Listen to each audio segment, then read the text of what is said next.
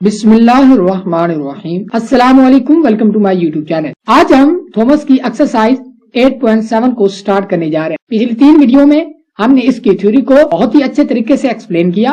अगर आपने वो थ्योरी के लेक्चर नहीं देखे तो आप उसमें 2 लेक्चर तो जरूर देखें जिसमें हमने ट्रेपेजॉइडल रूल और सैमसन रूल की डेरिवेशन की है। तो वो बहुत इंपॉर्टेंट है कॉन्सेप्ट के लिहाज से।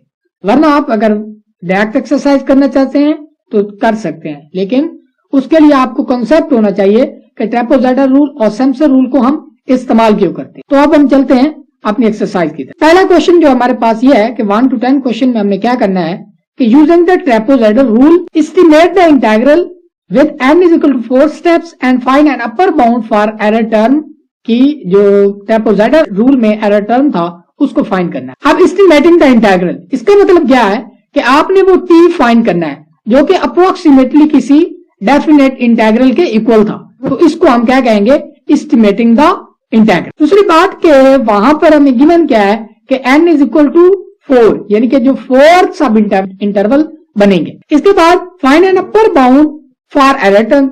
अपर बाउंड के लिए हम ट्रेपेजॉइडल रूल में क्या करते थे कि जो फंक्शन हमें गिवन होता था उसका डबल डेरिवेटिव लेते थे और उसकी जो मैक्सिमम वैल्यू होती थी उसको हम अपर बाउंड कहते। इसके बाद अपर बाउंड फाइंड करने के बाद आपने क्या करना है कि एरर टर्म भी ट्रेपेजॉइडल रूल में फाइंड करनी है। बी में हमने क्या करना है कि evaluate the integral directly and find error term. आपने डायरेक्टली उस जो इंटीग्रल गिवन हो उसको फाइंड करना है, उसमें से ट्रेपेजॉइडल निकालनी है और वहां पर आपको क्या मिलेगा, एरर मिलेगा। इसके बाद तीसरे में हमने क्या करना है कि जो एरर टर्म हमें मिली है, जितना एरर हमें मिला है उसकी परसेंटेज क्या है। तो आपने ये वाला फार्मूला लगाना है कि एरर टर्म का मॉड ओवर ट्रू वैल्यू, ठीक है, और इसके बाद उसको मल्टीप्लाई कर देना है 100 से, तो हमें परसेंटेज ऑफ एरर टर्म मिल जाएगी। इसके बाद यूजिंग सैमसन रूल, दूसरे पार्ट बी में हमने क्या करना है कि सैमसन रूल को इस्तेमाल करते हुए ये सारी जो चीजें हमने ऊपर डिस्कस की हैं ये फाइंड करनी है। तो चलते हैं अपने क्वेश्चन नंबर 1 की तरफ। वहां पर आपको पता चल जाएगा किस तरह हमने क्वेश्चन को लेकर चलना। क्वेश्चन नंबर 1 में हमें जो इंटीग्रल गिवन है, डेफिनेट इंटीग्रल, वो है 1 से लेकर 2 तक लिमिट है और फंक्शन है x। तो इसको हमने इंटीग्रेट करना है। पहला पार्ट क्या है, 1 है, जो कि हमने ट्रेपेजॉइडल रूल की मदद, उसका पार्ट नंबर a हम करते हैं। अब यहाँ पर हम इंटीग्रल में हम देख सकते हैं जो फंक्शन हमें गिवन है वो क्या है, f ऑफ x, जिसको हम y भी कह सकते हैं, वो इक्वल किसके है, x के है। इसके बाद आप यहाँ पर ये भी देख सकते हैं कि जो जिस इंटरवल पर ये फंक्शन डिफाइन है वो क्या होगा, 1 से लेकर 2 तक होगा। इसके बाद आप ये भी देखेंगे कि जो n में कितना दिया हुआ है, 4 दिया हुआ। तो आप एस्टिमेटिंग इंटीग्रल करने के लिए इसका मतलब क्या होगा कि हमने वो t फाइंड करना है ट्रेपेजॉइडल रूल की मदद से। अच्छा, ट्रेपेजॉइडल रूल क्या कहता था कि ये इक्वल होता है t delta x over 2 into y not plus 2y1 plus 2y2। इसी तरह हम चलते जाएंगे और प्लस क्या होगा, 2yn-1 प्लस yn तक जाएंगे। अब क्योंकि हमारे केस में जो n इज इक्वल टू 4 है तो हम क्या करेंगे कि यहाँ पर हमारे केस में क्या होगा, t इक्वल होगा डेल्टा x बाई 2 इंटू यहाँ पर क्या होगा, y not plus y1 2y1 plus 2y2 plus 2y3 plus 2y4 तक जाएंगे। जितना यहाँ पर होगा n इज इक्वल टू 4 है तो हम 2y4 तक जाएंगे, मूव करेंगे। अच्छा, अब हमने ये वाली चीज फाइंड करनी है तो हम क्या करेंगे कि उस इंटीग्रल को एस्टिमेट करें। तो चले, हमें क्या क्या चाहिए, एक तो हमें डेल्टा x चाहिए और इधर क्या चाहिए, y not, y1, y2, y3, y4 की वैल्यू चाहिए। तो चलते हैं। सबसे पहले जो डेल्टा x होता है, डेल्टा x वो इक्वल होता है b minus a over n के। अब यहाँ पर जो, क्योंकि हमारे पास जो इस इंटरवल को मैं क्या लिख सकता हूँ, a इंटू b। अब यहाँ पर b क्या है, 2 है, 2 माइनस 1, ठीक है, 1 लिख दिया। ओवर में क्या होगा कि n हमारे पास कितना है, 4 है, तो हम 4 लिख देंगे। तो डेल्टा x हमें क्या मिल गया, डेल्टा x मिला 1 ओवर 4। तो ये डेल्टा x हमने फाइंड कर लिया। इसके बाद अब हमने y नॉट, y1, y2 की वैल्यूज को फाइंड कर। तो सबसे पहले तो ये डेल्टा x हमें मिल गया।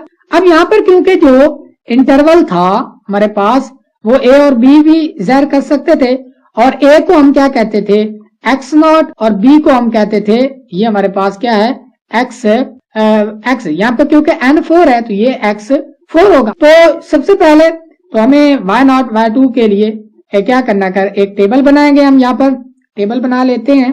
तो यहाँ पर होगी एक्स की वैल्यूज और यहाँ पर होगी y की वैल्यू। सबसे पहले x नॉट, x नॉट हमारे पास क्या है, क्योंकि हमारा इंटरवल क्या है 1 से लेकर 2 तक है, तो यहाँ पर x नॉट हमारे पास है 1, तो हम 1 लिखेंगे। इस पर जो फंक्शन की वैल्यू होगी, क्योंकि y इज इक्वल टू क्या है, फंक्शन हमारे पास है f ऑफ x, वो इक्वल है x के, यानी कि जहां पर x नॉट, तो यहाँ पर अगर हम f ऑफ x में x नॉट की जगह पर 1 पुट करें, हमें आंसर क्या मिलेगा, y नॉट का जो हमें आंसर मिलेगा वो मिलेगा वही डेफिनेटली क्या मिलेगा, 1 मिलेगा। इसी तरह अब हमने क्या करना है कि x1 फाइंड करना है।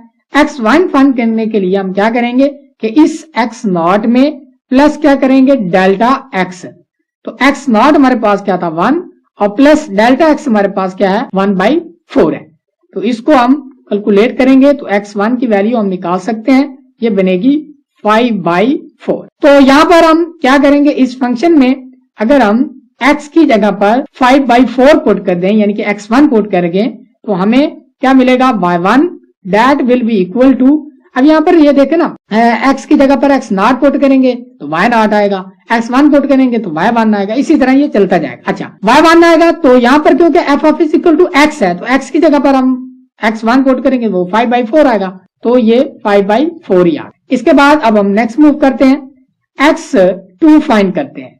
तो x2 के लिए भी वही होगा कि पिछली टर्म में यानी कि x1 में हम प्लस करेंगे डेल्टा x, तो that will be equal to, x1 हमारे पास क्या था 5/4 था, प्लस हम क्या करेंगे 1/4, that will be equal to 6/4, that will be equal to क्या बनेगा 3/2। तो हमारे पास x2 क्या आएगा 3/2। तो डेफिनेटली यही जो वैल्यू होगी ये फंक्शन की होगी, क्योंकि अब यहाँ पे देखें ना f of x is equal to x है, यानी कि जो x की वैल्यू होगी वही फंक्शन की वैल्यू होगी। तो आप जो है वो क्या कर सकते हैं, यहाँ पर हमें y2 की जो वैल्यू मिलेगी वो मिलेगी 3/2 मिलेगी। ओके हो गया। इसके बाद अब हमने फाइंड करना है x3, तो x3 की तरफ मूव करते हैं। x3 में मिलेगा x2 में प्लस करने से डेल्टा x, x2 हमारे पास है 3/2 और प्लस x डेल्टा x हमारे पास है 1/4। इसको हम जो है वो करते हैं सिंप्लीफाई, ये 4 आ गया, ये 2 6 और प्लस क्या आएगा 1, तो that will be equal to 7/4। x3 हमारे पास आया 7/4। इसके बाद इसकी जो फंक्शन की वैल्यू होगी यानी कि y3 that will be equal to 7/4। Okay हो गया। इसके बाद अब हम नेक्स्ट मूव करते हैं x4 जो कि आखिरी हमारा, x4 में मिलेगा x3 plus delta x, x3 हमारे पास क्या है 7/4 है, प्लस जो कि हमारे पास क्या है 1/4 है डेल्टा x। तो इसको हम जो है वो कैलकुलेट करेंगे, ये बनेगा 8/4। तो इसको हम जो करते हैं सिंप्लीफाई, x4 हमारे पास डेफिनेटली क्या आएगा 2 आ गया। ये तो हमें पहले ही मालूम था लेकिन हमें इस तरतीब से लेकर आकर चलना था। तो आप यहाँ पर देख सकते हैं y4 हमें क्या मिला है, वो मिला है 2। तो डेफिनेटली हमारा इंटरवल क्या था 1 से लेकर 2 तक, तो क्योंकि n इज इक्वल टू 4 था तो ये x नॉट हमारे पास 1 होना था और x4 हमारे पास 2 होना था, तो ये हमें मिल गया। इसका मतलब हम ठीक जा रहे हैं। तो ये तमाम जो वैल्यूज हमने निकाली हैं y1, y0, y1, y2, y3 और y4 को, इसको हम इकट्ठा लिख लेते हैं। अब ये हमारे पास आ गया x नॉट पे वैल्यू में y0 में 1 मिल गई, x1 की वैल्यू इस पे जो फंक्शन की वैल्यू यानी कि y1 हमें ये 5/4, ये y2 और ये y3 और ये y4 हमें, ठीक है। तो ये तमाम वैल्यूज को हमने लिख लिया। अब हमने क्या करना है कि ट्रेपेजॉइडल रूल डायरेक्ट अप्लाई कर देना है। ट्रेपेजॉइडल रूल हमें क्या कहता है कहा, अब यहाँ पर हम ट्रेपेजॉइडल रूल में ये जो ट्रेपेजॉइडल था इसमें हमने क्या करना है कि ट्रेपेजॉइडल रूल का जो फार्मूला था इसमें हमने क्या करना है वैल्यूज को फाइंड करना है। अब ये जो ट्रेपेजॉइडल रूल था इसमें जो t की वैल्यू हमने निकालनी है तो इसका फार्मूला ये था। अब हम इसमें वैल्यूज को पुट, तो डेल्टा x हमारे पास क्या था 1/4, तो ये 1/4 डाला, बटे में क्या है 2 है n2। y0 की वैल्यू हमारे पास है, यहाँ पर हम देख सकते हैं y0 है इक्वल टू 1 के, 1 डाल दिया, प्लस y2 हमारे पास है 5/4 के, तो यहाँ पर हम 2 इंटू 5/4 डाल देंगे प्लस 2 इंटू y2, ये है y2 की वैल्यू जो कि है 3/2, तो हम 3/2 डाल देंगे। इसी तरह प्लस 2/3, तो ये है y3 की वैल्यू, तो ये है 7/4 डाल देंगे प्लस y4 की वैल्यू क्या है 2 है, तो ये भी हम जो है वो वैल्यू को डाल। अब हम इसको जो है कैलकुलेशन करते हैं।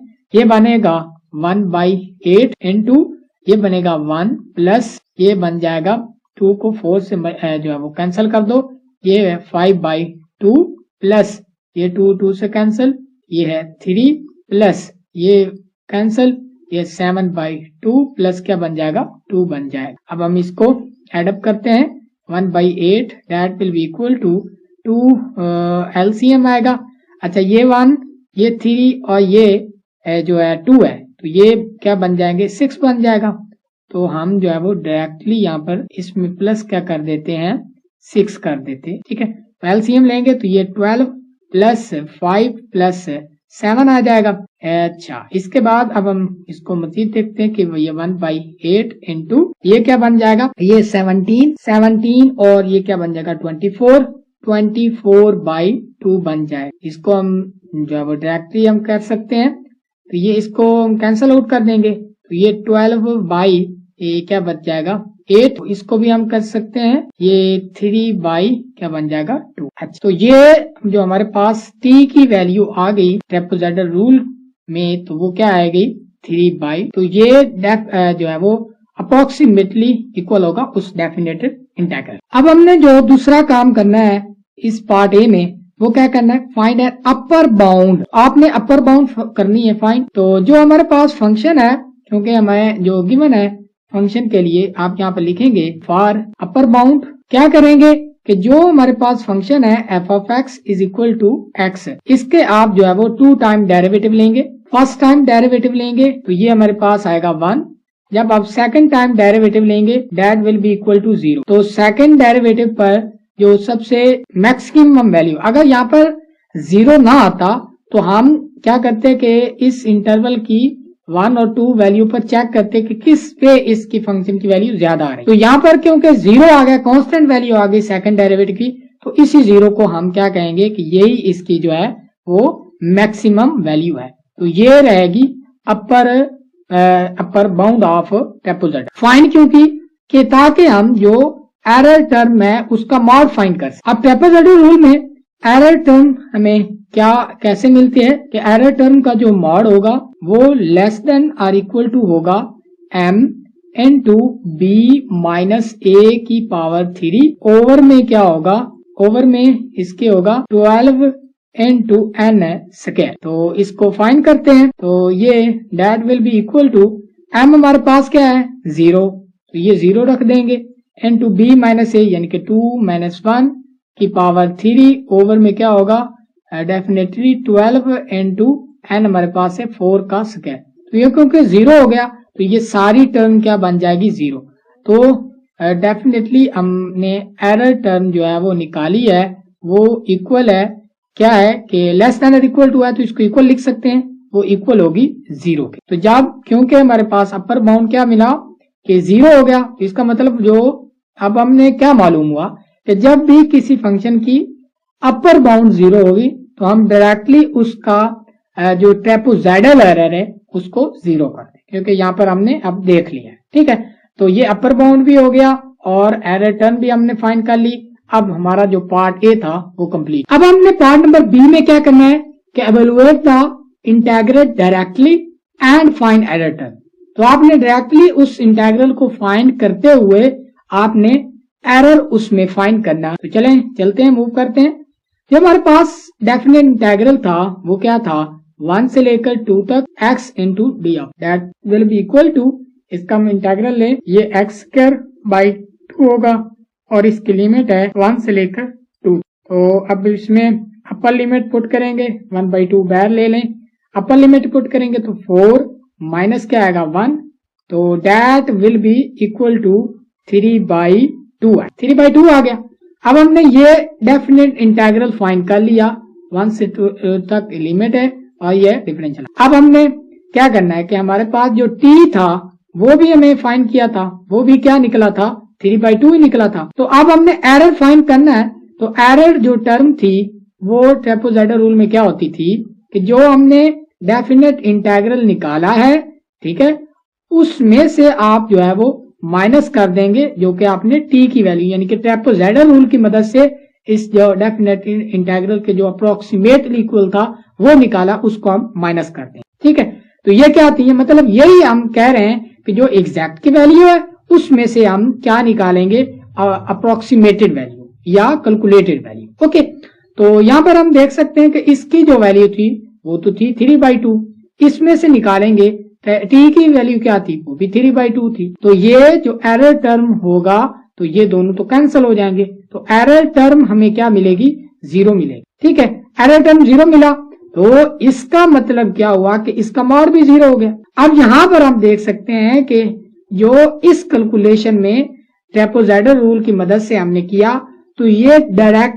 क्या आ गया, उस अप्रोक्सीमेटली अब हम इसको नहीं कहेंगे, अब ट्रेपेजॉइडल रूल बिल्कुल डेफिनेट इंटीग्रल के इक्वल जवाब दे रहा है।